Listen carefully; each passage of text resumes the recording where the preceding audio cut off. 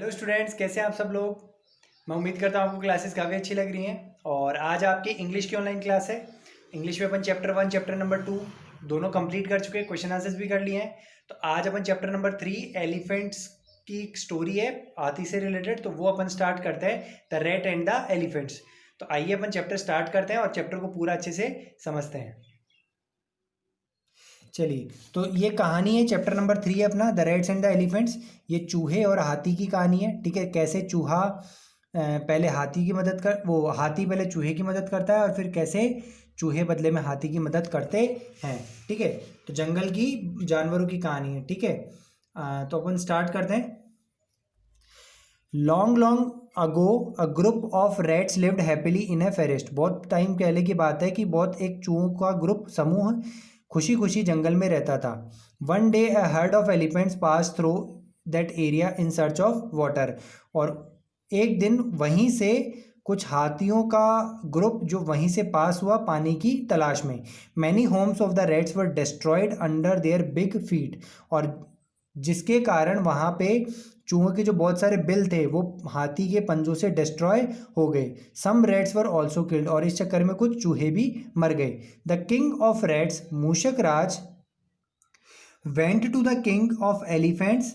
ठीक है, तो चूहों का राजा जिसका नाम था मूषक राज, तो हाथियों का राजा गजराज के पास गया and requested him to take his herd through another route to the pond. और रिक्वेस्ट यानी विनती की गजराज से कि आप अपने हाथियों के दल को किसी और रास्ते से पौंड तालाब के पास लेकर जाएं। इस रास्ते में हमारे बहुत सारे बिल हैं और इससे हम बिल टूट जाएंगे और बहुत सारे चूहे मर जाएंगे।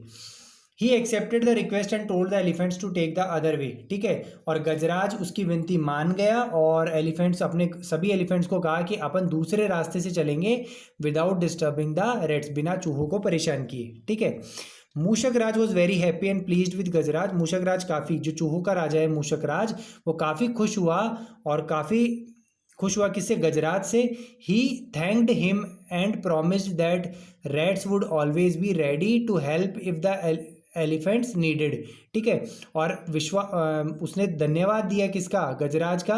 और प्रॉमिस किया कि जब भी अगर एलिफेंट्स को हमारी ज़रूरत पड़ी तो हम ज़रूर तुम्हारी मदद के लिए आगे आएंगे। Hearing this the elephants in the heard laughed thinking how small rates could help the big elephants.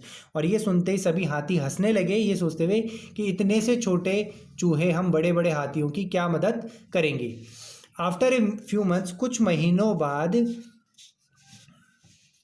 one fine day when the rats were playing, they heard loud shouts of elephants coming from the direction of pond.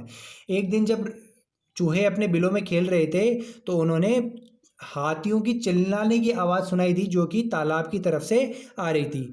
मूषक Raj realize that the elephants were in some danger. तो चूहों का राजा मूषक राज ने को लगा कि जरूर कोई ना कोई मुसीबत में है, एलिफेंट्स कोई ना कोई जरूर परेशानी में हैं।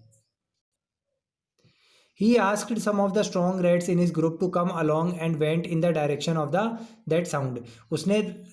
राजा ने सभी चूहों को कहा कि तुम मेरे साथ आओ और उस डायरेक्शन में चले गए जहां से ध्वनि आ रही थी।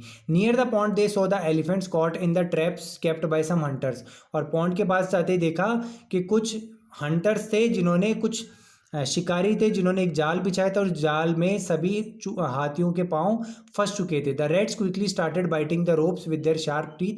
अब पता है कि चूहों के दांत काफ़ी पैने होते हैं, तो वो जाते ही उन रस्सियों को काटने लग गए। Soon the elephants were set free. धीरे कुछ ही पलों में सारी रस्सियां कट गईं और हाथी आज़ाद हो गए।